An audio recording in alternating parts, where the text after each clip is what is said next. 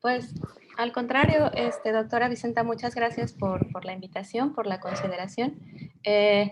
Quiero pedir una disculpa porque mis perros van a estar un poco alterados. Traté de aislar lo más el sonido, lo más que pude el sonido, pero tengo unos vecinos que están construyendo, entonces hay personas como extrañas en la calle y estamos ahorita, pues, con los perritos ahí. Entonces, pues una disculpa porque van a estar escuchando ahí un ruidito de fondo. Eh, Espero que no los distraiga, ¿no? Pues muchas gracias por la invitación, muchas gracias a todos los presentes.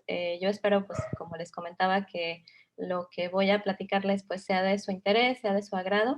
Y, pues, bueno, voy a comenzar, si me permiten, compartir mi pantalla.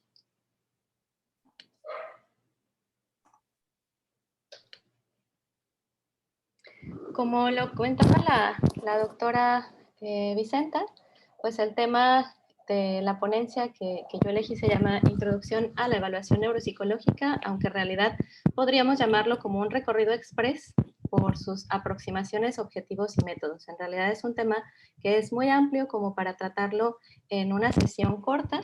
Sin embargo, pues mi objetivo en esta ocasión era pues presentarles un panorama general de lo que la evaluación neuropsicológica hace, ¿no? Pues vamos a dar comienzo. El doctor Ardila y la doctora Rosselli en el 2007 definen como el objetivo de la neuropsicología el estudio de la organización cerebral, ¿sí? De la actividad cognitiva y conductual, así como el análisis de sus alteraciones en el caso de patología cerebral. Entonces, vamos a tener como también ciertas consideraciones cuando hablamos de neuropsicología infantil o cuando aplicamos este campo al estudio de la infancia. Entonces, podemos hablar de que la neuropsicología infantil, de manera más precisa, pues hace referencia a la aplicación de estos principios generales de la neuropsicología al estudio de las relaciones entre el cerebro y la conducta, la cognición, dentro del contexto dinámico del cerebro en desarrollo, ¿sí? Hacemos esta precisión dado que la organización cerebral de un adulto pues no es la misma que la organización cerebral de un infante. La doctora Muriel Lesac, un referente importante también dentro del campo de la neuropsicología, define a esta disciplina como pues básicamente una disciplina científica que en sus aplicaciones clínicas busca realizar el diagnóstico y el tratamiento de los problemas cognitivos, conductuales y emocionales que se derivan de una disfunción cerebral que es conocida o que puede sospecharse. La doctora Lesac por ahí escribe que la práctica de la neuropsicología hace un llamado a la flexibilidad, a la curiosidad, a la invención y a la empatía, aún en las situaciones más rutinarias. Cada evaluación neuropsicológica mantiene la promesa de nuevos conocimientos acerca del cerebro, ¿sí? Eh, lo que se ha podido descubrir desde diferentes disciplinas, desde diferentes aproximaciones sobre el funcionamiento, la organización cerebral, pues es muy amplio. Sin embargo, si consideramos pues todo aquello que tenemos desconocido todavía sobre este órgano, pues tan complejo, tan maravilloso, pues tenemos en consideración que cada aproximación, cada acercamiento con un paciente, con los nuevos estudios, pues nos aporta un poquito más. Entonces, en ese sentido, pues la evaluación neuropsicológica permite también aportar nuevos conocimientos en este campo. Algo que yo quería como apuntar a la hora de organizar esta plática es que hay algo que en la historia de la neuropsicología, no solamente de la aplicación de la neuropsicología a la evaluación, ha sido como un motor importante y es conocer la organización de las funciones psicológicas superiores en el cerebro, ¿no? Cómo estas funciones complejas como la memoria, la atención, el lenguaje, están representadas en la actividad cerebral. Entonces, una buena parte de lo que conocemos en neuropsicología, una buena parte de lo que aplicamos en la evaluación neuropsicológica, proviene de los conocimientos que se han acumulado en estos intentos de describir cómo se organizan estas funciones. De manera que no podemos dejar de lado la importancia de los estudios de caso, de los estudios de lesión, ¿no? Que empezaron a sugerir que existen asociaciones importantes entre la función fisiológica que lleva a cabo una región específica del cerebro con el comportamiento que nosotros observamos en las personas, ¿no? Entonces, casos como el del paciente Tan, ¿sí? O el paciente Le Borgne de Broca, eh, casos como los posteriores que el doctor Bernick describió también asociados al estudio del lenguaje, estudios de lesión en regiones motoras llevados a cabo por Hitzig y Fritsch, por Penfield, que empezaron a sugerir esta asociación entre regiones cerebrales y conducta, pues han sido muy importantes, ¿no? Entonces, eh, casos también como los descritos pues, ampliamente en la literatura, como el de Phineas Gage y sus lesiones en las regiones frontales, que nos han permitido desde ese momento identificar que estas áreas que en algún momento se consideraron silenciosas o que se consideraron solamente como áreas que estaban ahí como un complemento a las funciones que ya se habían descrito previamente, o el caso del famosísimo HM, ¿sí? Descrito por la doctora Brenda Milner, o más recientemente los casos descritos por el doctor Antonio Damasio, pues nos han permitido ir conociendo a partir de esta aproximación del estudio de lesión, del estudio del daño cerebral, más o menos cómo se organizan esas funciones en el cerebro, ¿no? No podemos dejar de lado también, y lo van a ver mucho en esta presentación, a el monstruo sagrado de la neuropsicología clínica, al doctor Luria, que con sus estudios de lesión durante la Segunda Guerra Mundial, pues también aportó información súper importante para que nosotros entendiéramos esta organización. Y no solamente información casuística, sino además toda una teoría, toda una construcción de cómo ocurren estos procesos a nivel cerebral y cómo los observamos en la conducta, ¿no? Estos hallazgos, pues, no se sentaron o no fueron fundamentados en la nada. La teoría aportada por Vygotsky, la teoría psicológica de Vygotsky, pues fue un elemento muy importante para la construcción teórica neuropsicológica de Luria. Sin embargo, pues más recientemente ya no dependemos tanto de los estudios de lesión, ¿no? Los estudios de lesión en su momento fueron como esos parteaguas para identificar esta asociación entre cerebro y conducta. Estos estudios, pues, no han dejado de ser relevantes, sin embargo, el avance de la tecnología, el avance de técnicas como la neuroimagen, pues nos ha permitido ya no solamente esperar a que nos llegue al consultorio o que nos llegue a los laboratorios un paciente lesionado para poder empezar a hacer estas asociaciones a partir de su estudio. Técnicas de neuroimagen estructural, técnicas de neuroimagen funcional, pues ahora nos permiten hacer estas asociaciones, hacer estas investigaciones más profundas con respecto a estos vínculos, pues no solamente en casos de lesión, sino también en casos de desarrollo típico, de funcionamiento típico, y en los que pues o con sus hallazgos nos ha permitido además pues empezar a construir estos mapas funcionales, ¿no? Estas asociaciones, estas redes cerebrales que están asociadas a una función psicológica en particular. Los aportes también desde la perspectiva del neurodesarrollo han sido importantes. Perspectivas como el neuroconstructivismo, por ejemplo, ¿no? Que se basan también o se fundamentan en teorías psicológicas, pues nos han permitido saber ahora que no el funcionamiento cerebral, estas asociaciones, estas correlaciones o correlatos cerebro-conducta, no tienen la misma representación durante la infancia que durante la adultez. Entonces, esto se complejiza todavía más porque los estudios de lesión nos dicen cuando una función ya había sido consolidada, generalmente los estudios de lesión pues provienen de casos de adultos, ¿no?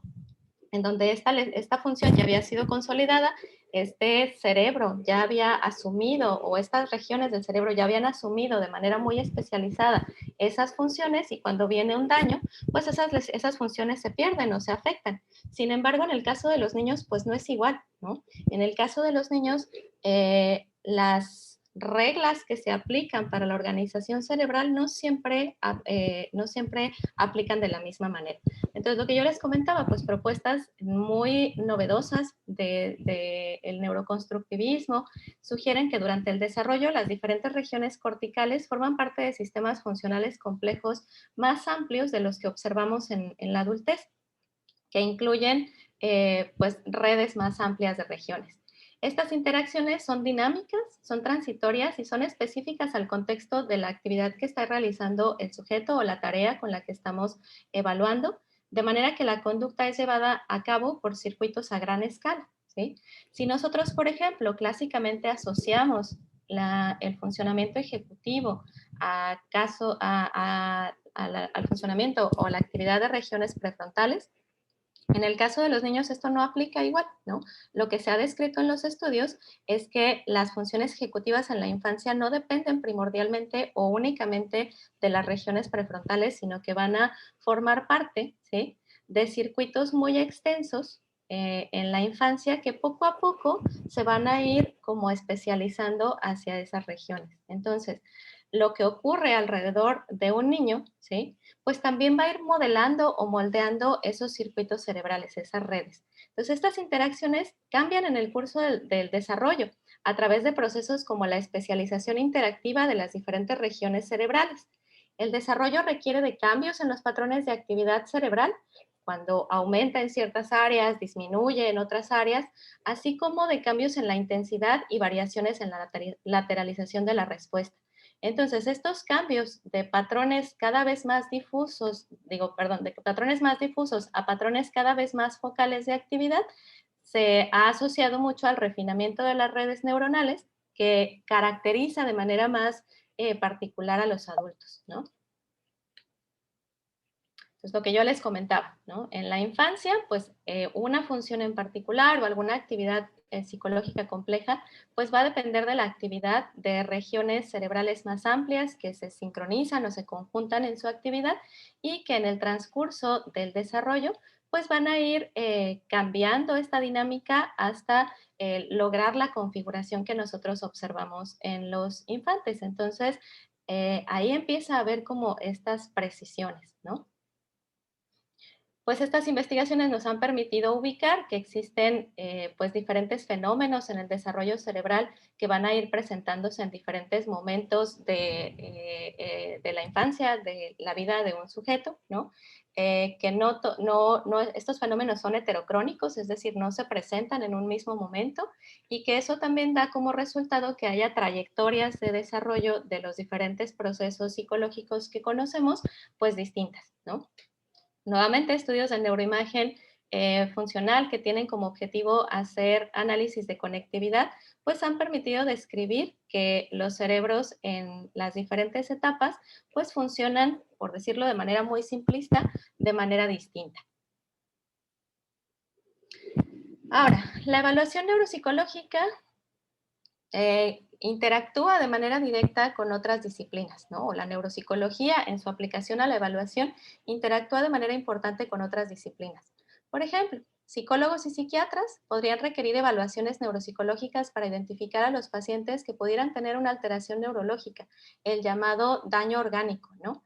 Aunque yo honestamente estoy en desacuerdo de que hagamos esta división todavía de daño orgánico, daño no orgánico, como si hubiera afecciones que no tuvieran implicado al cerebro, ¿no? Pero bueno, habría que hacer una discusión mucho más amplia en ese sentido, que no es el objetivo de esta sesión. Pero entonces, otras disciplinas podrían requerir la participación del neuropsicólogo para describir la posible implicación de una disfunción cerebral. Neurólogos y neurocirujanos pues se benefician de las evaluaciones conductuales para comprender el diagnóstico y documentar el avance de las enfermedades o los efectos de un tratamiento en particular.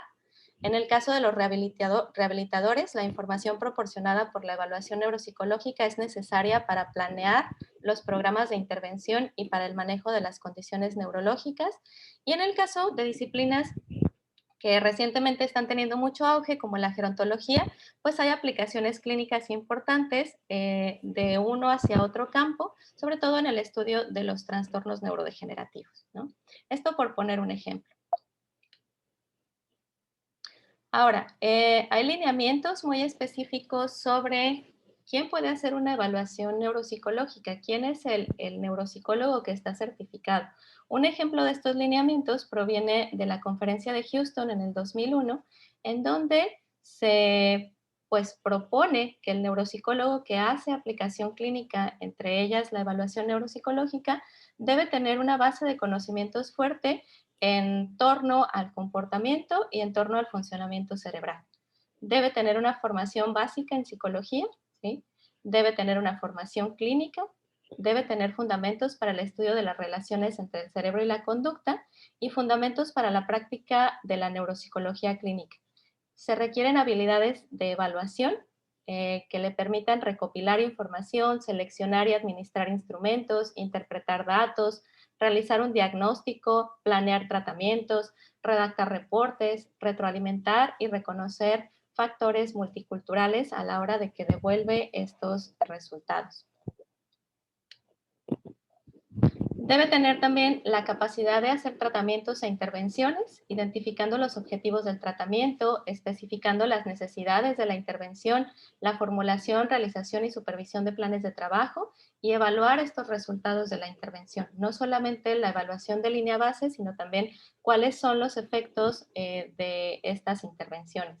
Debe tener capacidad de brindar asesorías con una comunicación efectiva, determinación y clarificación de información, comunicación de resultados y de sugerencias, y tener las bases para hacer intervenciones psicoeducativas. Debe ser capaz de investigar, ¿sí? Debe ser capaz de ejercer actividades de enseñanza y de supervisión y preferentemente una formación doctoral en neuropsicología clínica. Una formación y capacitación en residencias clínicas por el equivalente a 2 años de tiempo completo de práctica directa con pacientes y una educación continua en el tema. ¿Quién acude a una evaluación neuropsicológica? Pues casos hay muchos o razones por las cuales acudir a una evaluación neuropsicológica pues son múltiples, ¿no? Sin embargo, si hablamos como de las más frecuentes, pues podemos sugerir que en el caso de los adultos, cuando acuden a una evaluación a este procedimiento, ¿sí? Pues generalmente se debe a que sufrieron algún tipo de daño cerebral que alteró las capacidades cognitivas, que produjo por ahí afecciones emocionales y comportamentales en áreas que ya habían sido desarrolladas, ¿no? Entonces, las personas sienten que hay una pérdida de algo que ya era funcional, ¿no? Si hay una lesión en regiones frontales y temporales, pudiera haber una afectación en el lenguaje del paciente, ¿sí? Y entonces esto provoca que el paciente requiera un apoyo, ¿sí? Esta función ya había sido desarrollada por el daño cerebral, se ve afectada en sus diferentes componentes y hay una necesidad de caracterizar y de atender a ese paciente. Este daño cerebral también puede generar cambios en la dinámica familiar que afectan la calidad de vida del paciente, cambios en el estatus laboral y económico, pérdida de la independencia, adaptación, se requiere que haya una adaptación emocional a las nuevas condiciones debido a que se produce un proceso de duelo en esta pérdida, ¿no?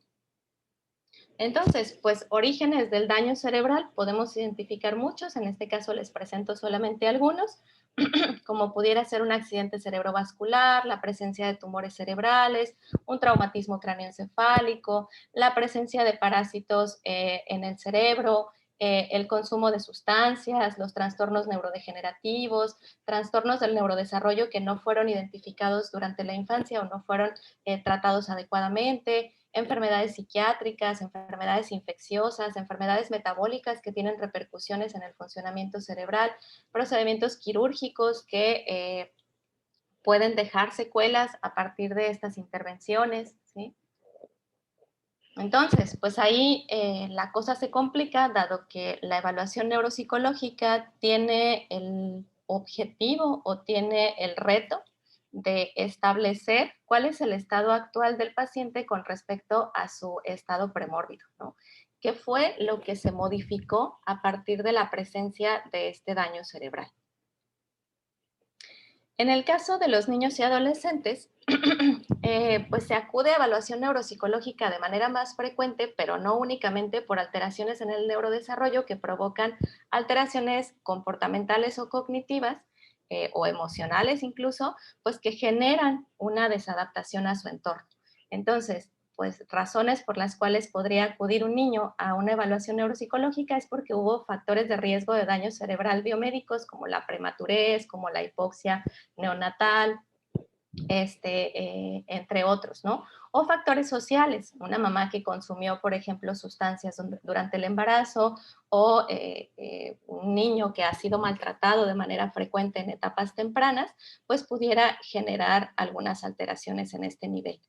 Alteraciones de origen genético, trastornos propiamente del neurodesarrollo que tienden a ser multifactoriales, como el déficit de atención con hiperactividad, los trastornos del espectro autista, los trastornos del aprendizaje, el retraso cognitivo, ¿sí? En donde no hay una causa o un origen único, o el daño cerebral adquirido, ¿no? Presencia de tumores, infecciones, traumatismos craneoencefálicos, muy similar a lo que se puede presentar en un adulto.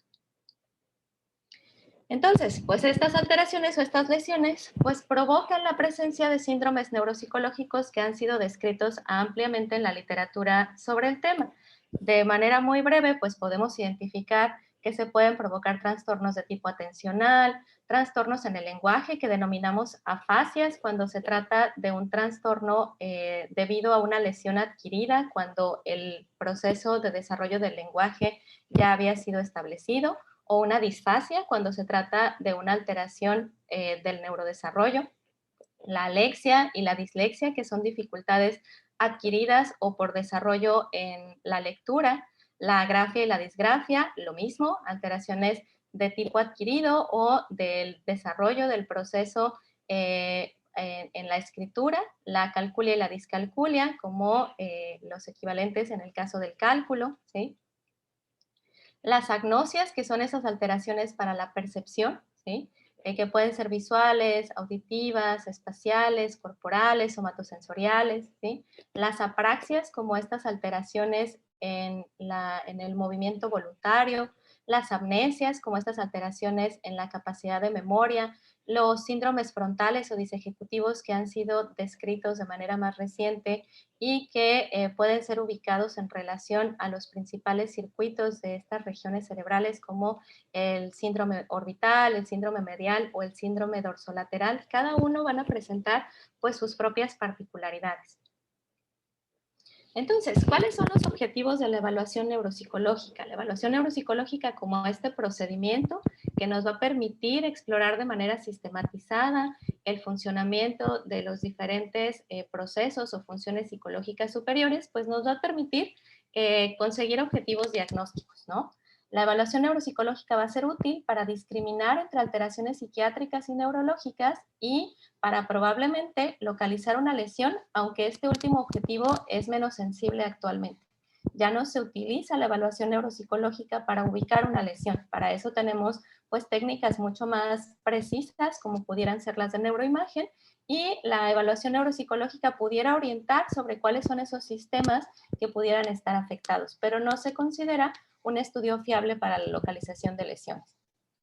El objetivo principal es identificar el síndrome del paciente que surge como resultado de este daño cerebral y analizar las características de su actividad.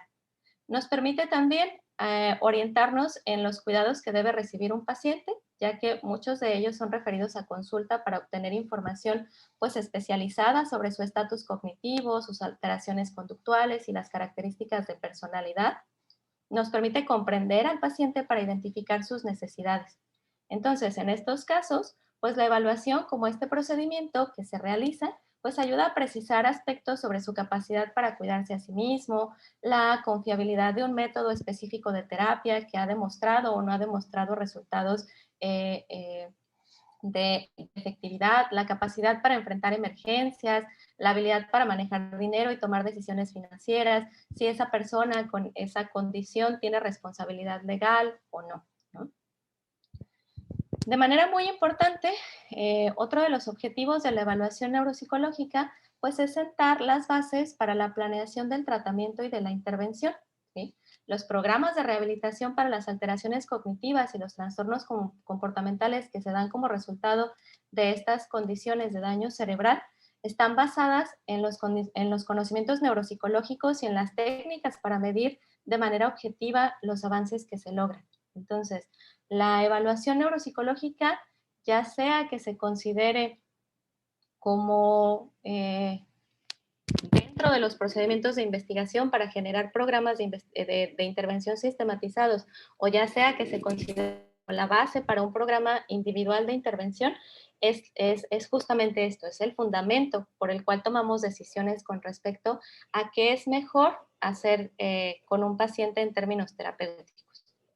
Nos permite, pues, como ya habíamos dicho, evaluar tratamientos, ¿sí? Tanto de naturaleza neuropsicológica, si son tratamientos quirúrgicos, tratamientos conductuales, tratamientos farmacológicos, nos permite ver si hay cambios positivos en el estado del paciente cuando se evalúan antes y después de este tratamiento. No está aislada de la investigación, ¿sí? Uno de sus objetivos es servir como método para estudiar la organización de la actividad cerebral y su traducción a la conducta, perdón, así como caracterizar trastornos cerebrales específicos. Y en neuropsicología forense, ¿sí? O otro de los objetivos en los que se ha involucrado la neuropsicología es en el área forense. Como ya les comentaba, pues puede ayudar a determinar responsabilidad legal y las consecuencias del daño cerebral adquirido cuando se presentan en una condición en las que puede haber pues un conflicto legal, ¿no? De manera que podemos decir que el objetivo de la evaluación neuropsicológica, tanto en niños como en adultos, es determinar la presencia de cambios o anormalidades en el desarrollo cognitivos y del comportamiento en individuos de quienes se sospecha algún tipo de alteración o disfunción cerebral. El objetivo central actualmente no es la localización de las lesiones, ¿no? Como yo les comentaba en algún momento, si nos remitimos nuevamente a estos estudios de lesión o a las aportaciones llevadas a cabo por el mismo Luria, pues uno de los objetivos principales era ubicar dónde podría estar este daño cerebral. Actualmente no. Actualmente buscamos más establecer un perfil neuropsicológico, ¿sí? Que nos permita identificar cuáles son las fortalezas, cuáles son las debilidades en el funcionamiento de ese paciente y que en algunos casos debe tomarse como un indicador de disfunción cerebral en circuitos específicos, ¿no? Entonces, la evaluación neuropsicológica consiste en utilizar diversas técnicas clínicas, psicométricas o neurológicas para conocer las peculiaridades del procesamiento cognitivo, conductual y emocional en sujetos normales y en los que presentan algún trastorno, lesión o disfunción en el sistema nervioso. Se trata de identificar el estatus neuropsicológico del paciente, prestando especial atención a los puntos débiles y fuertes de su perfil, como ya les comentaba, ¿no? De manera que se puedan identificar cuáles van a ser aquellos pacientes o aquellas personas que requieran un tratamiento más especializado. Esto es con referencia a un texto del doctor Portellano del 2014. Ahora, hay que tener en consideración que cuando hablamos de instrumentos o de técnicas, pues una sola prueba, un solo test, un solo instrumento, pues no permite por sí misma evaluar completamente y de modo confiable el daño cerebral en todas sus modalidades, ¿no? Por lo que generalmente recurrimos a una serie de técnicas o un conjunto de estrategias que pueden ser pruebas o pueden ser técnicas más informales que nos permiten comprender el funcionamiento de ese paciente, ¿sí? E interpretar los resultados. ¿Qué evaluamos? Pues generalmente evaluamos procesos psicológicos superiores, procesos cognitivos, como la atención, la memoria, el lenguaje, el procesamiento visoespacial, los movimientos voluntarios, procesos relacionados con la emoción, el llamado funcionamiento ejecutivo, procesos que ahora denominamos cognición social, ¿sí? Pero no solamente así, no solamente de manera global. Cada uno de ellos puede ser estudiado en sus particularidades. Entonces, poniendo un ejemplo, si nosotros evaluamos memoria, podemos evaluar a su vez diferentes subsistemas de la memoria, ¿no? Por poner algún ejemplo, podemos evaluar memoria de trabajo, podemos evaluar en términos de temporalidad del recuerdo la memoria a corto plazo o la memoria a largo plazo, y dentro de cada uno de ellos todavía tenemos subdominios específicos que cada vez nos permiten identificar de manera más precisa el perfil de funcionamiento de este paciente, ¿sí? O de un paciente en particular. Entonces, en la memoria a largo plazo, por ejemplo, podemos evaluar a su vez a la memoria declarativa y a la memoria no declarativa, y dentro de ellas, pues los subtipos de este tipo de procesamiento que se han identificado. Y así con cada uno de ellos, ¿no? Este solamente era un ejemplo.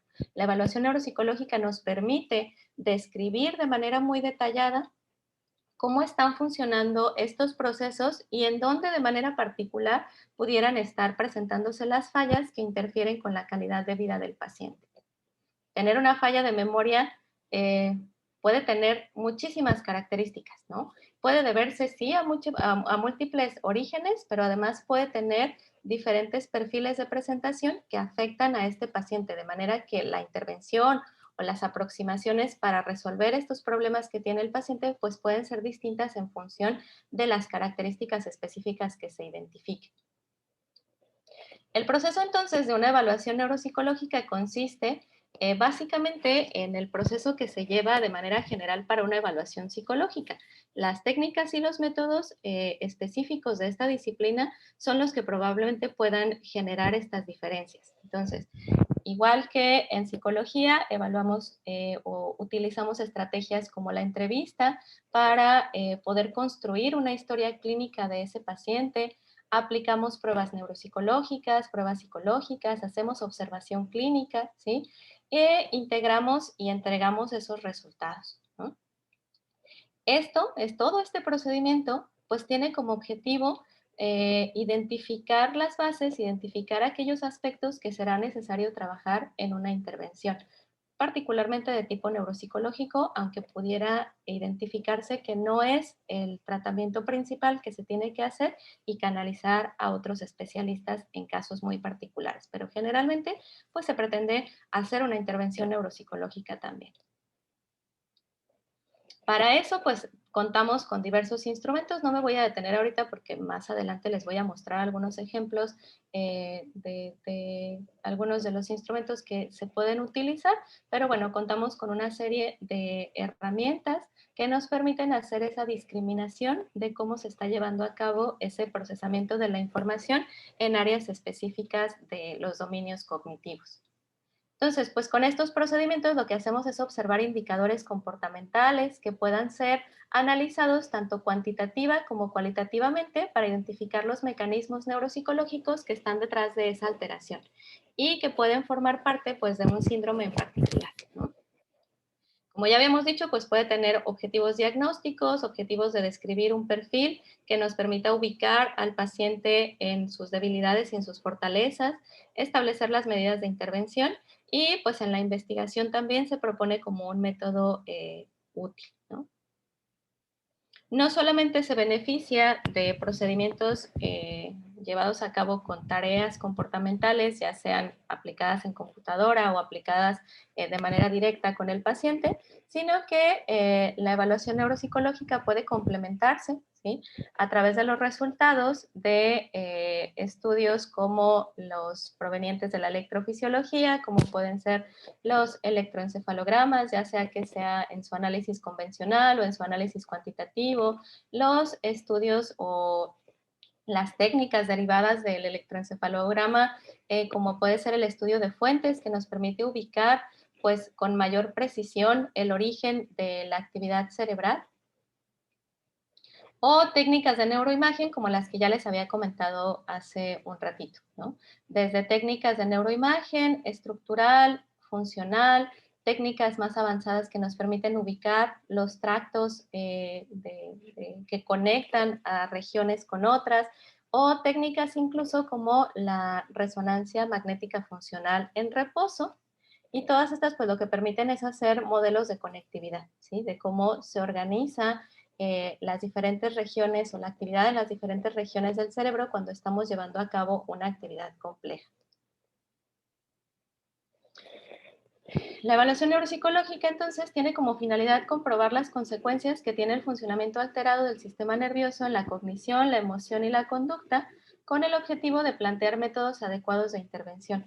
Aunque, ojo, no necesariamente se trabaja siempre con casos patológicos. La evaluación neuropsicológica también es una herramienta útil de seguimiento del desarrollo, de establecimiento del estado actual de funcionamiento, aunque no exista una condición patológica como tal, ¿sí? Como ya habíamos dicho, pues tiene varias fases, ¿sí? Y estas fases pues van a, o la aplicación de estos procedimientos pues va a permitir cumplir con ciertos propósitos que ya habíamos platicado hace un ratito: describir un perfil, contribuir al establecimiento de un diagnóstico, determinar los posibles correlatos biológicos de una actividad comportamental que se aplica como parte de las pruebas, determinar el origen probable de los cambios o disfunción, ya sea por enfermedades neurológicas, psiquiátricas, alteraciones en el neurodesarrollo. Nos permite hacer una evaluación longitudinal del desarrollo, no solo en casos patológicos, como ya les había comentado. Evaluaciones pre y post tratamiento, es la base para el diseño de un plan de seguimiento y es la base para la educación de familiares y seguidores. Aquí les puse como imagen una tarea que no está incluida, por lo menos hasta donde yo conozco, en una batería comercial, pero que para la historia de la neuropsicología, pues es súper importante. ¿Alguien de ustedes ubica esta tarea? ¿Y en qué contexto, pues, fue descrita?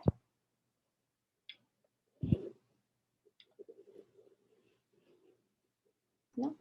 Yo, pero no sé si eso es hacer trampa. Sí, creo que sí, Vicente. Pues esta tarea fue descrita principalmente en el contexto del caso del paciente Henry Molaison, un paciente, si no es que es el paciente, yo creo que sí es el paciente más estudiado dentro del campo de las neurociencias cognitivas, de la neuropsicología, que permitió las aportaciones de esta tarea conductual empezar a sugerir que existen diferentes sistemas en la memoria, ¿no?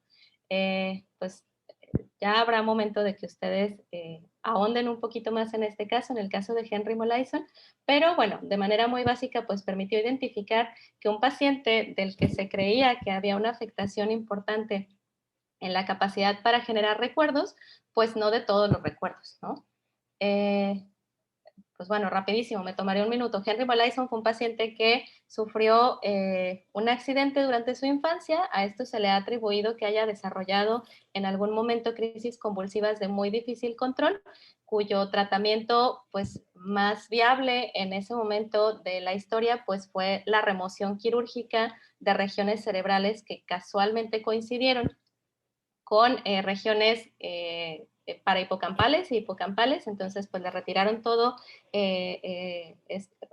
toda esa región que incluía el hipocampo, y cuando Henry Molaison se recuperó de la cirugía, pues sus doctores se dieron cuenta de que no recordaba o no formaba recuerdos nuevos, ¿no? Entonces es un caso muy descrito de amnesia, pero la doctora Brenda Milner, una neuropsicóloga pues muy importante en el campo, identificó que no toda la formación de recuerdos estaba afectada. Había particularmente cierto tipo de información que no podía ser almacenada como nuevo recuerdo en el caso de HM, pero aprendizajes motores sí se presentaban o sí se podían dar, aunque el paciente no era consciente de ello, ¿no? Entonces, a HM lo ponían a hacer esta tarea que consiste en trazar los márgenes de una estrella observando el trazo en un espejo, no observándolo directamente de sus ojos hacia su mano, sino a través del espejo. Es una tarea bastante compleja, ¿sí? Que requiere esa coordinación. El detalle aquí, o a partir de lo cual descubrieron esto, fue que HM, a lo largo de las sesiones en las que se le aplicaba esta tarea, iba mejorando progresivamente en la ejecución. Él no podía recordar que un día antes ya la había hecho o que 2 días antes ya la había hecho. Para él siempre era una tarea nueva, no era consciente de que se estaba enfrentando a una actividad ya conocida, ¿no? Sin embargo, su desempeño fue mejorando significativamente, lo que prendió la luz de, ok, entonces, pues no todo tipo de aprendizaje, no todo tipo de afectación en esta capacidad para almacenar información, ¿sí? Está presente en el caso de HM. Entonces, pues esta tarea tan sencilla, ¿sí? tan difícil de ejecutar, pero tan sencilla de presentar, ¿no? Pues abrió un panorama súper importante en un campo de el funcionamiento cognitivo, del funcionamiento mental en los humanos, que no podemos negar su relevancia, ¿no? Que es el de la memoria. Pues no solamente existe una aproximación neuropsicológica como en la psicología, pues lo que tiende a pasar es que generamos escuelas neuropsicológicas o generamos aproximaciones hacia el estudio de estos fenómenos que pues provienen de posturas teóricas en particular. Entonces, en la neuropsicología, pues no es la excepción. Podemos identificar a la escuela norteamericana, a la escuela francesa, a la escuela alemana, que podemos englobar en un modelo cognitivo, ¿sí? Que pues sus aproximaciones metodológicas son más anatomoclínicas. Mientras que, por otro lado, tenemos a la escuela rusa, ¿sí? Que sigue un modelo denominado histórico-cultural, del que les voy a hablar un poquito más adelante, y pues que basa sus aproximaciones en postulados como el sistema funcional complejo y el método del análisis sindrómico. Vicenta, ¿cuánto tiempo tengo? No sé si voy bien de tiempo, si voy... Pues la verdad es que no habíamos puesto un límite, habíamos ponido un límite. Este, pues yo pensaría que adelante, y si alguien Ok. tuviera otra actividad, pues puede retirarse, sí. Ah, perfecto, muy bien, muchas gracias. Entonces, pues bueno, vamos a tener diferentes aproximaciones, ¿no? Aproximaciones que podríamos englobar en dos posturas como muy básicas. Un enfoque cuantitativo, ¿sí? Que como su palabra o su nombre lo dice, pues su prioridad es identificar cuánto, ¿sí? Cuánta afectación, cuantificar el grado de alteración que presenta o el grado de funcionamiento que presenta una persona en particular, y una aproximación cualitativa, que además o más que identificar el cuánto, ¿sí? En términos numéricos o cuantificables, pues le interesa describir cómo está operando ese proceso en esa persona en particular, ¿sí? Vamos a ver algunas características de ambos enfoques en la evaluación, ¿sí? Entonces, en el caso del enfoque cuantitativo, pues lo que se sugiere es que se centra en los resultados que los individuos obtienen en las pruebas que se le administran. Los puntajes obtenidos en estos instrumentos, pues permiten tener un parámetro objetivo de la ejecución del paciente. Los instrumentos, las herramientas que se utilizan cumplen criterios estadísticos que nos permiten obtener resultados cuantificables que sean válidos y confiables. Se trabaja principalmente con referencia a normas. Permiten valorar los procesos cognitivos a través del producto, ¿sí? A través de lo que se obtiene de la ejecución de ese paciente, cuantificando el rendimiento obtenido en cada tarea y comparándolo con la población normal de acuerdo a la edad y al nivel cultural, ¿sí? Y algo muy importante, pues es que intenta suprimir en la medida de lo posible la subjetividad del evaluador que pudiera sesgar esa información, ¿no? Entonces, ¿por qué es importante? Pues porque nosotros necesitamos describir también en términos comparativos o en términos de lo esperado, lo no esperado, lo típico, lo atípico, ¿sí? El comportamiento que observamos, ¿sí? Por ejemplo, si alguien nos dice, el bebé de 8 meses emite sonidos silábicos, ¿ok? ¿Sí? Pero ¿eso es esperado o no es esperado? Necesitamos tener un parámetro, una referencia que nos permita ubicar si el que un bebé de 8 meses emita sonidos silábicos es muy bueno, es típico, o pudiera representar que hay un retraso porque no hay otro tipo de emisiones. Si nos dicen también un niño de 7 años puede mantenerse sentado y atento por 12 minutos, ok, pero este tiempo que el niño puede permanecer en esa condición, ¿es algo que nosotros esperaríamos para su edad o es un indicador de alguna alteración en la atención? ¿Pudiera ser un indicador de un trastorno por déficit de atención con hiperactividad que refleja ese comportamiento, la descripción de ese comportamiento, ¿sí? Y así con cada uno de los ejemplos que pudiera ponerles, ¿no? Miguel de 13 años puede recordar todos los diálogos de una película luego de haberla visto por primera vez. Fátima de 18 no puede hacer operaciones algebraicas luego de un accidente automovilístico. Ramón de 91 a veces no reconoce a sus nietos, a los que ve con poca frecuencia. Con algunos podríamos hacer inferencias, Pero ¿cuál es el fundamento de estas inferencias? Pues necesitamos normas o necesitamos tener parámetros para comparar estas ejecuciones, ¿ok? Entonces, desde esta perspectiva cuantitativa, es importante tener mucho control, ¿sí?, sobre las condiciones en las que se está aplicando la evaluación, control sobre el instrumento, garantizar que sea un instrumento confiable y válido, y también tener mucho control sobre el evaluador, que no dependa de quién está aplicando esa tarea el resultado que se va a obtener, ¿sí?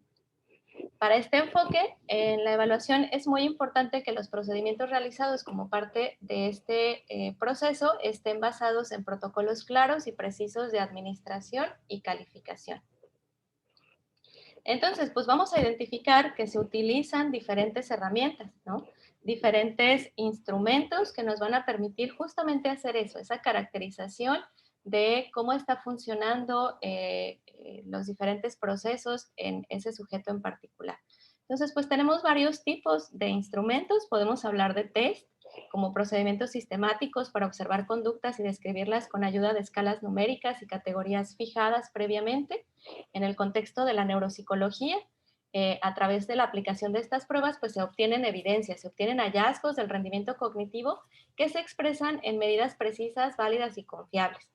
Tras el intento de controlar y conocer las variables que intervienen en cada una de las funciones que estamos evaluando, pues las características de presentación de las dificultades y de las redes funcionales que estén afectadas detrás de esas dificultades conductuales que observamos, ¿sí?, pueden reconocerse, así también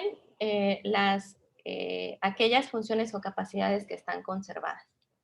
Y como algunos ejemplos, pues muy utilizados en el contexto de la neuropsicología, tenemos la figura compleja de Rey, que es una prueba, pues clásica, podría decirlo yo, dentro de la evaluación neuropsicológica, en la que se le pide a un paciente dibujar una figura, copiar una figura, que no tiene un referente semántico, no tiene un significado claro, ¿sí?, y que está compuesta por diferentes elementos. Entonces, aquí se pueden evaluar aspectos tanto de visoconstrucción como aspectos de procesamiento visoespacial o procesos de memoria, cuando se aplica también la reproducción por memoria de esta figura. Tenemos tareas o pruebas como el test de Stroop, que ha sido utilizado para evaluar aspectos atencionales, procesos de inhibición del comportamiento, el test de clasificación de cartas de Wisconsin, el test de Barcelona, ¿sí? Tenemos también la posibilidad de utilizar estrategias o herramientas como las escalas, los inventarios y los cuestionarios, en donde generalmente pues se mide una sola dimensión. No es que siempre sea así, pero casi siempre están dirigidos a evaluar un dominio específico, que son respondidos por el propio paciente o por sus familiares, o están basados en la observación de síntomas o rasgos de una patología o de conductas esperadas para una edad o para una situación específica, que los implicados, como puede ser el mismo paciente o puede ser sus familiares o podemos ser nosotros como evaluadores, pues vamos identificando si están presentes o no están presentes, y en algunos casos no solamente es una identificación como dicotómica si está o no está presente, sino en qué medida puede estar presente, ¿no? Se presentan a través de preguntas, listados o reactivos con distintas modalidades de respuesta, de presencia-ausencia, frecuencia, intensidad, como ya les comentaba. Y ejemplos utilizados dentro del contexto de la evaluación neuropsicológica, pues tenemos escalas del desarrollo como puede ser el Battelle o puede ser el Bailey. Tenemos los cuestionarios de Conners para evaluar aspectos de comportamiento que son muy útiles a la hora de hacer el diagnóstico de trastornos como el déficit de atención con hiperactividad, por ejemplo. Tenemos escalas como el GATS, que permite identificar algunos rasgos del trastorno de Asperger. Una prueba muy utilizada recientemente que es el BRIEF, ¿no? Una prueba que permite evaluar la presencia de sintomatología asociada a la disfunción ejecutiva a partir del comportamiento observado en el paciente. Puede ser autorrespondida o puede ser respondida por papás o maestros en el caso de los niños. Tenemos también baterías, y cuando hablamos de baterías, pues no hablamos de estas baterías ni de estas baterías, sino que hacemos referencia, ¿sí?, a un conjunto de pruebas o de tareas que se reúnen para evaluar de manera mucho más ampliada un proceso en particular o varios procesos neuropsicológicos. Entonces, esto parte de la idea de que ningún test aplicado de manera independiente pues es capaz por sí mismo de discriminar a todos los pacientes con una entidad patológica en particular, por lo que se requiere ampliar las observaciones. Entonces, una batería ideal debe asumir el análisis pormenorizado de todas las funciones cognitivas o el conjunto específico de ellas que interesa evaluar, lo que requiere pues un mayor tiempo para la aplicación y para la interpretación. Cuando hablamos de baterías, entonces hablamos de este conjunto de actividades o de tareas que a partir de su estudio pues han permitido reportar o reflejar una sensibilidad importante para discriminar entre dificultad o no dificultad. Y ejemplos, pues dentro de esta actividad del neuropsicólogo, pues tenemos pruebas como la batería neuropsicológica de funciones ejecutivas y lóbulos frontales, la llamada BANFE, pruebas específicas para niños como puede ser la batería de neuropsicológica para preescolares, la evaluación neuropsicológica infantil, creo que esta es una pues, de las más populares o frecuentes en su uso, baterías más específicas para evaluar, por ejemplo, trastornos de aprendizaje, ¿sí? Baterías provenientes de propuestas más lurianas, como puede ser el Luria DNA o el Luria inicial, instrumentos específicos para evaluar procesos como la atención y la memoria, como el Neuropsy Atención y Memoria, STEMFEN, que es una prueba española para evaluar funciones ejecutivas en niños, que reúne una cantidad de tareas que nos permiten explorar de manera más ampliada esos procesos. También contamos con las llamadas pruebas de screening, ¿sí? Que son pruebas que al contrario de las baterías se caracterizan por ser breves, por aplicarse en un tiempo muy reducido y que nos permiten pues ver de manera muy general, ¿sí? Darnos una orientación sobre qué pudiera estarse presentando en ese paciente, ¿sí?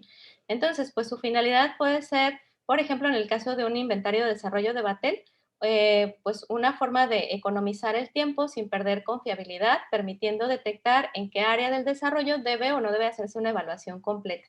El screening no es una prueba que pueda tomarse como un elemento diagnóstico, sino más bien como un elemento orientador, ¿sí? Nos permite ubicarnos sobre qué aspectos hay que explorar de manera más profunda. Y ejemplos de instrumentos con los que contamos para ello, pues son el Neuropsy breve, ¿sí? El Minimental, test como el MOCA, ¿sí?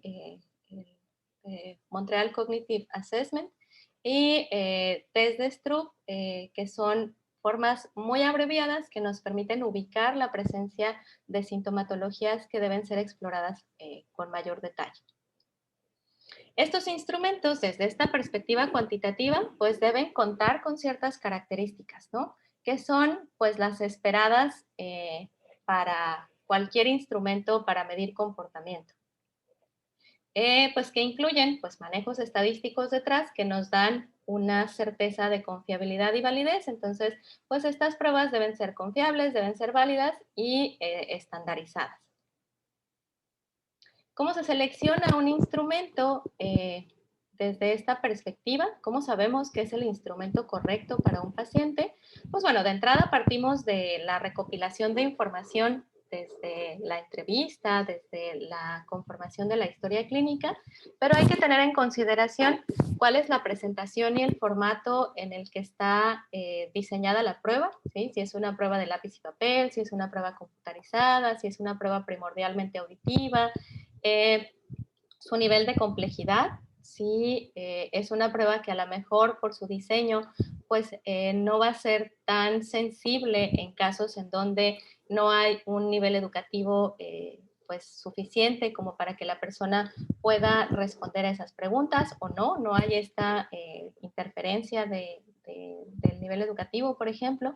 La modalidad sensorial, que ya les había dicho, si es una prueba visual, si es una prueba primordialmente auditiva, si considera pruebas que involucren a otros sistemas sensoriales como el tacto. Los criterios que tiene para la valoración, en qué medidas aporta, ¿sí?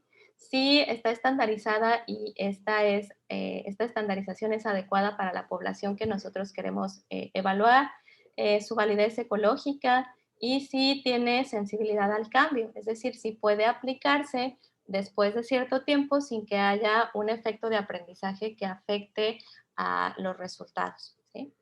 No puede tratarse de un procedimiento rígido de aplicación de pruebas establecidas, no solamente es una administración automática de pruebas, sino que exige un conocimiento suficiente para la selección de acuerdo al caso, ¿sí? Entonces, no hay como un conjunto de pruebas que apliquen para todos los casos, sino que más bien, dependiendo de las características, pues es que se hace una selección de cuáles pueden responder mejor al motivo de consulta por el que llega un paciente. Ahora, no, esta aproximación pues no ha estado exenta de críticas o de la identificación de algunas fallas, ¿no? Entre ellas está pues que los datos numéricos por sí mismos a veces no son de una utilidad suficiente para establecer estrategias de rehabilitación, ¿no? Porque un mismo paciente o dos pacientes con perfiles distintos podrían dar una puntuación similar. En ambos casos, esta puntuación pudiera traducirse como una alteración moderada o una alteración severa, pónganle ustedes la etiqueta que ustedes quieran. Pero ¿por qué está presentándose esa alteración? Podría tener orígenes distintos. La forma, los mecanismos, la dinámica de esos procesos podrían estar ocurriendo de manera distinta y un niño que tiene, no sé, una puntuación de 3, una puntuación normalizada de 3 en una prueba que ya se clasifica a lo mejor como una alteración severa en una tarea de atención, por ejemplo, ¿no? Contra otro niño que tiene esa misma puntuación, esa dificultad en la atención pudiera deberse a aspectos distintos. Ambos fallan en la tarea, sí, pero los errores que cometen pudieran estar hablándonos de cuál es aquella característica que es importante trabajar, dado que está provocando esa dificultad. Ahora, cuando se consideran únicamente puntuaciones globales, pues se eliminan las particularidades del caso, ¿sí? Si ponemos como ejemplo, no sé, las pruebas Wechsler y solamente consideramos los puntajes de coeficiente intelectual, pues a lo mejor perdemos mucha información que es importante para caracterizar a ese paciente. Y no se puede omitir el cómo, ¿no? Entonces, a pesar de que podamos describir de manera muy clara el cuánto, ¿sí? El cómo tiene su participación importante a la hora de dar seguimiento a ese caso. Algo que se ha hablado mucho en años recientes para ir solventando pues estas críticas que se le hacen a este modelo es la introducción de aproximaciones que tengan validez ecológica, ¿sí? Que pues permitan como traer a escenarios más realistas el desempeño en una tarea en particular como reflejo de cómo está funcionando un proceso psicológico, un proceso cognitivo. Entonces, parten de la idea de que las situaciones experimentales de algunas pruebas neuropsicológicas pueden llegar a ser muy artificiales, ¿sí? Si, por ejemplo, ponemos a un paciente a ejecutar la torre de Hanoi, esta tarea en la que se tienen que ir trasladando discos de una barra a otra siguiendo ciertas reglas de ejecución y que nos permite observar aspectos de planeación, aspectos de memoria de trabajo, entre otras cosas, pues a lo mejor esto no es algo que nosotros hagamos en nuestra vida cotidiana, ¿no? Si nosotros no vamos por la vida resolviendo torres de Hanoi, pues a lo mejor podríamos pensar que esto es algo muy artificial, que verificar la planeación a partir de cómo ejecuto una tarea no refleja realmente qué tan capaz soy de planear en situaciones complejas. Entonces, pues se sugiere que al ser esta la característica, pues los resultados tienen muy poco valor a la hora de predecir el funcionamiento real del paciente. Es posible encontrar déficits sutiles que no provocan dificultades en tareas de la vida cotidiana y viceversa, ¿sí? Déficits sutiles que sí se reflejan en la vida cotidiana, pero que en las pruebas neuropsicológicas de laboratorio o de consultorio no están presentes. Entonces, esta validez ecológica hace referencia a la necesidad de diseñar tareas y emplear medidas que exploren el grado en el que las funciones evaluadas se generalizan a la vida real y que éstas tengan un grado de representatividad alta de este proceso en las actividades que la persona desarrolla en su vida naturalmente, ¿sí? Que aquello que estoy evaluando realmente se pueda reflejar en lo que la persona hace de manera cotidiana. Los criterios ecológicos que se propone que cumplan estas nuevas aproximaciones es el de verosimilitud, que es el grado en el que las demandas del test se relacionan con las demandas de la vida cotidiana, y el de veridicabilidad, que es el grado en el que el test se relaciona con medidas de funcionamiento diario. ¿Sí? Ahora vamos a hablar de manera muy breve sobre el enfoque cualitativo. ¿Sí? El enfoque cualitativo, en realidad también es un poco artificial hablar de estos dos enfoques, dado que la mayor parte de los neuropsicólogos clínicos nos aproximamos desde herramientas de ambos, desde ambos enfoques, ¿no? Pero bueno, es importante diferenciar, ¿no? No podemos hablar de este enfoque sin hacer mención de nuestro santo patrono, Alexander Romanovich Luria, neuropsicólogo ruso, fallecido ya hace algunos años, ¿no? Pero que sus aportaciones pues son muy relevantes para el estudio de estos procesos y para los procedimientos que se han desarrollado posteriormente para hacer evaluación, ¿sí? Hay que confesar que este hogar es luriano, ¿sí? Que pues básicamente comulgamos mucho con la propuesta de organización cerebral y que pues no se acepta propaganda holista o localizacionista, y que además pues es importante el reconocimiento del trabajo de Luria a partir de su vínculo con el trabajo de Vygotsky, psicólogo ruso también, ¿sí? Que proponía que las funciones psicológicas superiores están íntimamente vinculadas o que se deben, ¿sí?, a la interacción social. Entonces, en esta cita donde Vygotsky dice, el contexto social determina la forma de las funciones psicológicas y por lo tanto su estructura psicológica, de ahí que las características de estos procesos autorregulables y mediatizados sean el resultado de un largo desarrollo histórico-cultural. Esta cita evidencia muy bien esta propuesta, ¿sí? Lo que nos diferencia como especie humana es que tenemos organización social, y esta organización social ha permitido que estas funciones o procesos psicológicos pues, se vuelvan complejos, se vuelvan voluntarios, ¿sí? Se vuelvan autorregulables, que estén mediatizados por otros procesos como el lenguaje, por ejemplo. Y entonces esto impregna de manera muy importante cómo se visualiza la neuropsicología cualitativa desde un enfoque luriano. Desde este enfoque se puede hablar de que la misma evaluación ya es un proceso interventivo, ¿sí?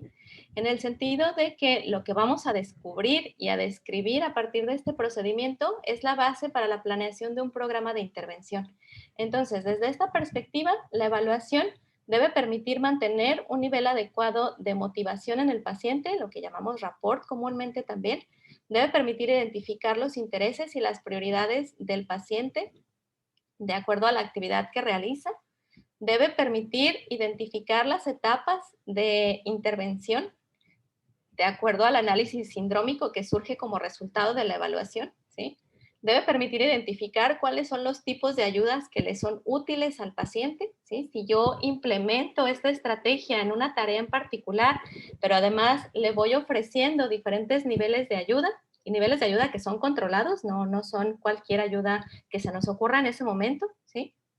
Entonces, yo puedo identificar cuáles van a ser las estrategias que van a ser centrales para mi programa de intervención. Y en el caso del desarrollo, pues nos permiten ubicar también cuáles son aquellas funciones o aquellos aspectos o mecanismos de la función que estamos estudiando que pueden ser alcanzados de manera próxima por estar en esta zona de desarrollo próximo propuesta por Vygotsky, ¿sí? Y que con un tipo de ayuda, un tipo de guía o de orientación, pues puede alcanzarse de manera satisfactoria. También nos permiten o nos debe permitir ubicar en qué plano de actividad está funcionando de manera adecuada o de manera afectada un proceso en particular, ¿sí? Si ese proceso se ve afectado cuando la representación es mental, cuando la representación es más concreta o más representacional, funciona de manera adecuada, entonces no todo el proceso está afectado, sino ciertos niveles de cierto nivel de complejidad es el que está funcionando de manera inadecuada y el que hay que intervenir, ¿no? Entonces, desde esta perspectiva, ¿sí? La neuropsicología, pues no necesariamente es un método para la localización de las lesiones o de la alteración de la función, ¿no? Perdón, la localización de la función o la localización de la lesión. Para eso, pues ya tenemos herramientas mucho más potentes para ello, ¿no? La neuropsicología, como esta aproximación a describir las características de funcionamiento de un paciente, de una persona y particularmente de un paciente que tiene daño cerebral, nos debe permitir calificar el defecto, no solamente cuantificar el defecto, sino describirlo en términos de sus características, ¿sí? Y eso pues nos va a llevar a intervenir de manera efectiva, a plantear programas de rehabilitación que le permitan al paciente no solamente mejorar un puntaje en una prueba, sino tener un reflejo en su calidad de vida, recuperar en la medida de lo posible aquello que perdió con el daño cerebral. Luria, y a mí me gusta mucho esta imagen y ahorita les voy a comentar por qué, a lo mejor para ustedes no es desconocida, pero esta es una de las imágenes que a mí más me gusta de Luria. Luria decía que ninguna función psicológica superior está ligada con la actividad de un solo centro nervioso, sino que representa la actividad de diversos centros estrictamente diferenciados y jerárquicamente vinculados. La función del cerebro como un todo es resultado de la acción integrada de las funciones diferenciadas y jerárquicamente organizadas, que es a lo que se le llama sistema funcional complejo. Es decir, una actividad en particular no depende de una sola área cerebral, pero tampoco depende de la totalidad de las funciones del cerebro, sino que sí hay este orquestamiento, ¿sí?, de actividad de regiones o centros nerviosos particulares que en conjunto van a dar como resultado que el sujeto sea capaz de desempeñar una actividad. Este término o este concepto de sistema funcional complejo, que aquí lo que vemos es que Luria lo está representando en el pizarrón, como esta unión de áreas cerebrales, ¿sí?, que se conjuntan para llevar a cabo un tipo de procesamiento en particular, pues no es una idea que sea nueva o ni siquiera propuesta por él, ¿no? Surge de la propuesta o de la definición de sistema funcional complejo de Anugin, ¿sí? Un fisiólogo ruso también que proponía justamente que las funciones no se deben solamente a una estructura en particular, sino que deben ser compartidas por varias y que esta actividad conjunta es dinámica, ¿sí? Pues fue refinada en la propuesta de Luria posteriormente y actualmente pues es muy influyente en el campo de la neuropsicología. Actualmente no estamos tan alejados de comprender en la organización del cerebro de esta manera, ¿no? O sea, Luria ya hace muchos años, ya hace 50 años que escribió o describió estas propuestas, ¿no? Pero actualmente los sistemas pues provenientes de teorías como los sistemas de información o el procesamiento de información, las propuestas de organización modular de los procesos, pues permiten identificar estos mapitas, ¿no? ¿Cuáles son los subprocesos que se conjuntan para poder llevar a cabo una actividad compleja como puede ser el análisis acústico de una canción, por ejemplo, ¿no? Técnicas provenientes de la neuroimagen pues están proponiendo más o menos lo mismo, ¿no?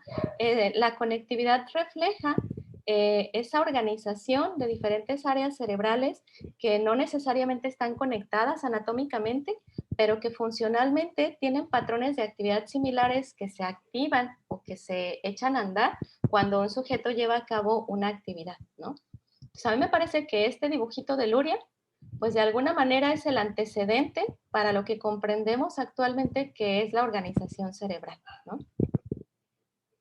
Entonces, partiendo de esto y regresando al tema de la evaluación neuropsicológica, pues se sugiere, o Luria sugiere, que si la actividad mental es un sistema funcional complejo que supone la participación de un grupo de áreas que trabajan concertadamente, una lesión de cada una de estas zonas puede conducir a la desintegración del todo del sistema funcional.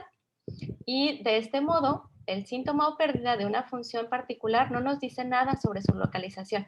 Porque, por ejemplo, un defecto en la memoria o un defecto en el lenguaje podría deberse a que hay alterados diferentes eslabones de ese sistema funcional. Entonces, el lenguaje podría verse afectado no solamente por el daño en una región, sino por la interrupción en la conexión entre regiones específicas o por el daño en una región en particular. Entonces, una evaluación neuropsicológica equivaldría a un análisis psicológico detallado de la estructura de la enfermedad o de la condición neurológica del paciente y la elucidación de las causas inmediatas del colapso de ese sistema funcional, ¿sí? ¿Qué sería esta cualificación del sistema que estamos observando? La labor del investigador o del neuropsicólogo que está haciendo esa evaluación es estudiar la estructura de los defectos observados y cualificar los síntomas mediante averiguaciones que conduzcan a identificar cuál es el mecanismo básico que yace tras el síntoma observado. El síndrome debe ser sometido a un análisis estructural complejo, ¿sí? Y a esto, pues Luria lo llamaba análisis sindrómico, a identificar cuál pudiera ser ese eslabón que está interrumpiendo o que está afectando la ejecución de una actividad compleja de un sistema funcional. Siguiendo con Luria, él dice que en los casos de alteraciones que surgen como resultado de una lesión cerebral, el resto de las funciones que no están ligadas de manera directa a la región lesionada se ven afectadas, aunque no de la misma manera. Los centros nerviosos o los sistemas de centros nerviosos trabajan de manera integrada, pero cada uno con una actividad específica, de manera que la pérdida de alguno de estos eslabones provoca una reestructuración de todo el sistema que se orienta a restablecer el acto alterado, es decir, el mismo sistema funcional va a buscar una reorganización de manera que pueda recuperar esa actividad, ¿no? Ante lesiones con diferente localización en el niño y en el adulto, se puede observar un cuadro somático similar, mientras que lesiones con la misma localización pueden producir un cuadro totalmente distinto, ¿sí? Entonces, nuevamente, el ubicar actividad cerebral en una región no es suficiente, ¿no? O el ubicar cuál es el posible déficit en términos numéricos no es suficiente, dado que un mismo tipo de lesión podría estar provocando cuadros distintos en el caso de niños y adultos, ¿sí? Y un mismo cuadro sintomático podría deberse a diferentes orígenes. Y bueno, si volvemos a propuestas más modernas, pues esto suena mucho a lo que ya proponían, o ya les comentaba yo, que se propone desde el neuroconstructivismo, de que durante el desarrollo, pues los circuitos cerebrales, la especialización de ciertas áreas cerebrales va a ir cambiando de manera interactiva, ¿sí? El análisis detallado o cualificación de los síntomas va a permitir establecer el mecanismo que subyace al defecto primario y su efecto sistémico. El análisis neuropsicológico sindrómico de la alteración de la función constituye una aproximación sistémica al análisis de la esfera psicológica del hombre o esfera psíquica. Este análisis permite establecer el diagnóstico tópico, identificar el mecanismo psicofisiológico de la alteración y trazar los caminos y los métodos de enseñanza rehabilitatoria. Esta es una cita de la doctora Svetkova, alumna directa de Luria y colaboradora posterior en muchos de sus libros, sobre todo provenientes del campo de la rehabilitación, ¿sí?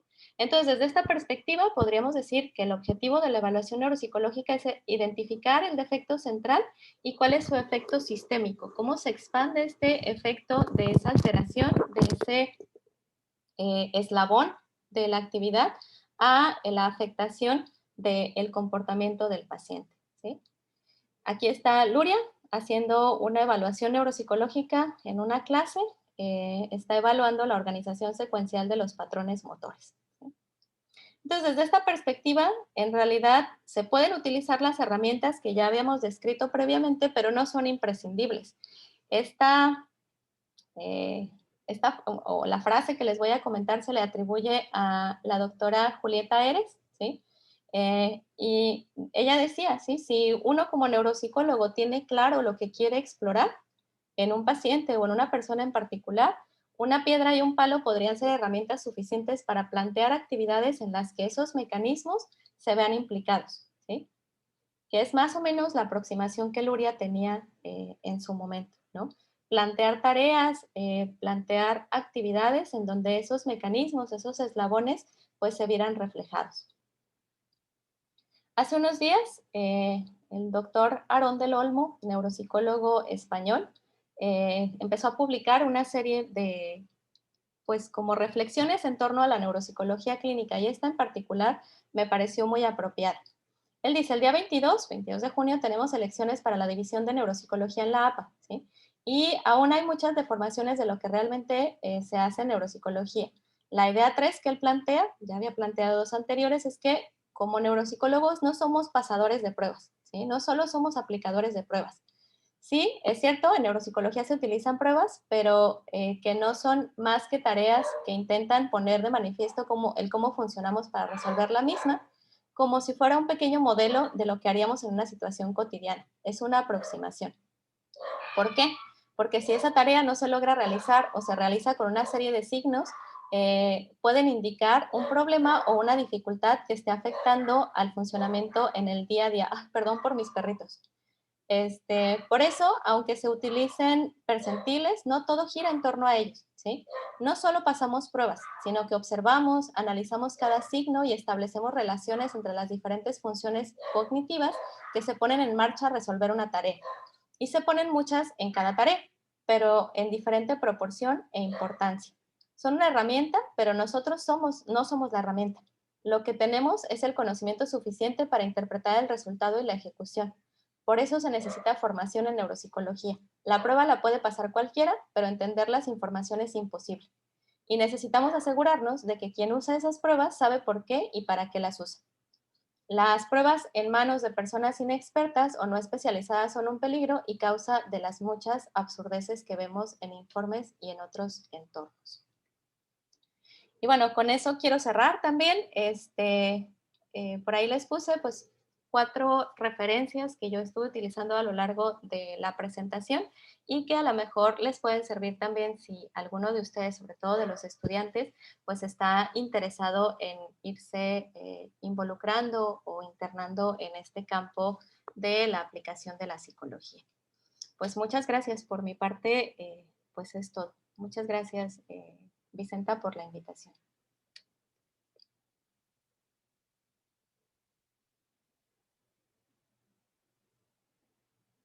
Pues muchas gracias, doctora. Pues no sé si rápidamente y si todavía tuviera tiempo de que pudiéramos hacer algunos comentarios o algunas preguntas los que estamos conectados. Por ahí el maestro Edel me escribe, el maestro Edel es un colega de la Facultad de Psicología. Con gusto, maestro, yo platico con la doctora Cintia sobre su solicitud. Pero bueno, no sé si alguien pueden, yo creo que como somos pocos podemos ir activando micrófonos como quisieran participar. Bueno, yo solo quería comentar que me agradó mucho la forma en cómo lo sintetizaste, porque pues sí, realmente son como el contenido de unas 7 u 8 clases de procesos psicológicos y lo resumiste muy bonito en, ¿qué será? Hora y media. Entonces, te felicito por ello. Es una forma muy didáctica de presentarlo. Y pues ahorita que se queda grabada la presentación, ojalá, pues yo, por ejemplo, si me la comparto, yo se la voy a compartir a mis estudiantes que no pudieron venir o quién sabe en dónde andan, pero me gustó mucho la forma como igual tomaste desde, por ejemplo, casos famosos como el paciente HM y cómo desde el trabajo de HM pues se ha utilizado mucho pues para conformar, darle validez a todas estas escalas y tener como una evidencia pues bastante clara, ¿no? De a lo que realmente significa la neuropsicología, ¿no? Pues como pueden ver muchos hoy en día, pues hoy en día es como un término ya muy intercambiable y ya cualquier cosa que implique cualquier conocimiento como el cerebro es neuro, ¿no? Pero no con la validez ni con la rigurosidad que requiere pues un trabajo de este tipo, ¿no? O sea, más allá de lo que como tú misma mencionaste, ¿no? Más allá del aplicar pruebas, por aplicar, ¿no? Si la pruebitis y eso es, ¿qué contexto tienen y qué utilidad nos pueden dar estas, pues las pruebas en sí? Bueno, ese nada más era mi comentario, no tanto una duda, pero pues te felicito, estuvo muy bien. Muchas gracias, maestro Félix. Muchísimas gracias.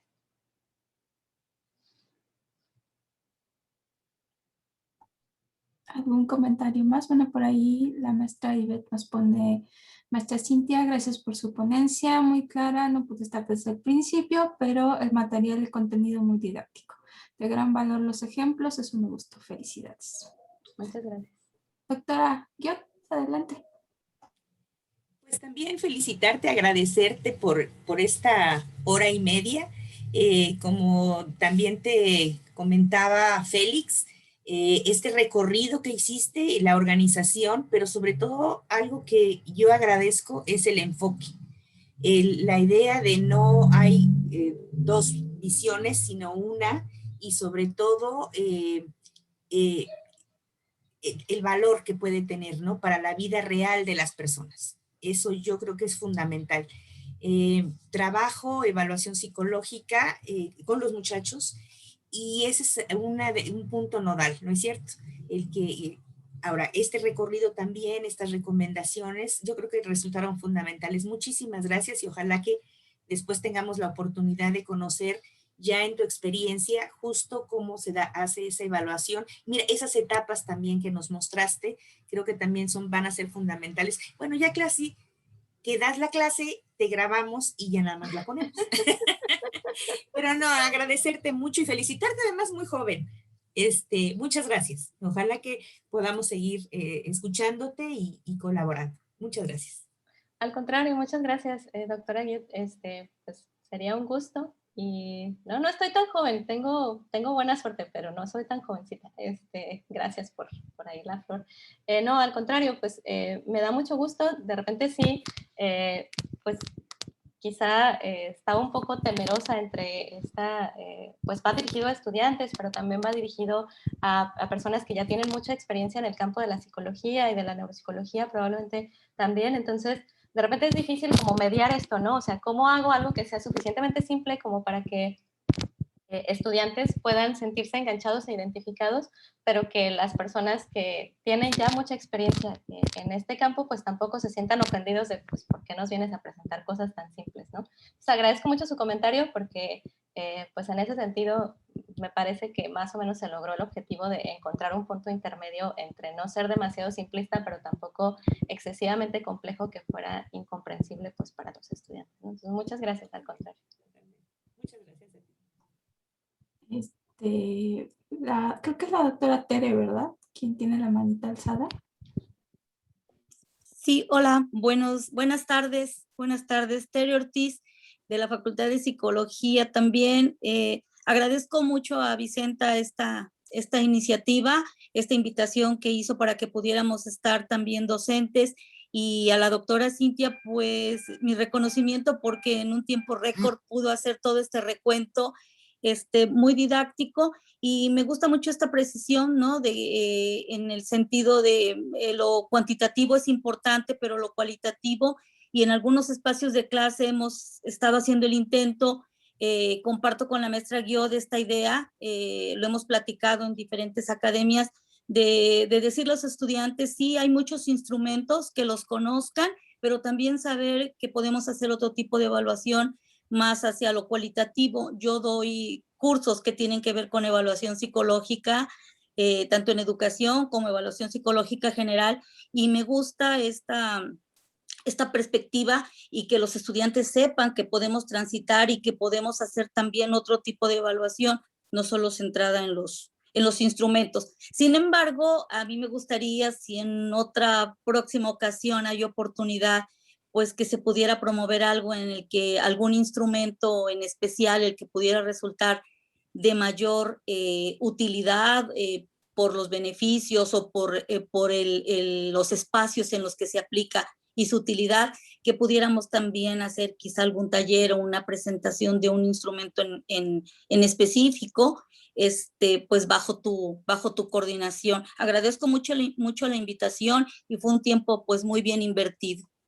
Muchísimas gracias. Al contrario, muchas gracias, doctora Tere. Pues qué nervios estar recibiendo sus comentarios, porque es una responsabilidad como súper alta, pero también es muy satisfactorio, ¿no? O principalmente es satisfactorio, después me dan muchos nervios.